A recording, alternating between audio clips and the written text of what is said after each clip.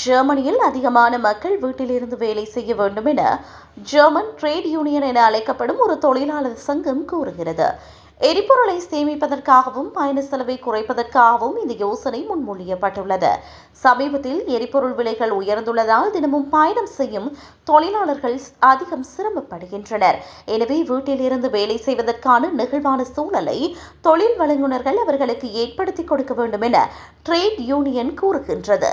இது பயண நேரத்தை குறைத்து தொழிலாளர்கள் பணத்தை சேமிக்க உதவும். இன்று ஜெர்மனியில் சுமார் 24% தொழிலாளர்கள் குறைந்தபட்சம் சில நேரங்களில் வீட்டில் இருந்து வேலை செய்கின்றனர். இது கோவிட்-19 பெருந்தொற்றுக்கு முன்பு இருந்ததை விட மிகவும் அதிகமாகும். இதுவேளை வேலைக்காக அதிக தூரம் பயணிப்பவர்களுக்கு மேலதிக ஆதரவு கிடைக்க வேண்டும் எனவும் தொழிற்சங்கம் விரும்புகிறது. இதில் எரிபொருள் அல்லது எரிசக்தி செலவுகளுக்கான கூடுதல் பணம் அடங்கும். தொழிலாளர்கள் மீதான நிதி அழுத்தத்தை குறைப்பதே இதன் நோக்கமாகும்.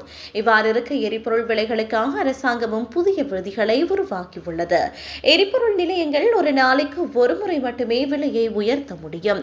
ஆனால் எப்போது வேண்டுமானாலும் விலையை குறைக்கலாம். இந்த விதி திடீர் விலை உயர்வுகளை கட்டுப்படுத்துவதை நோக்கமாக கொண்டுள்ளமை குறிப்பிடத்தக்கது.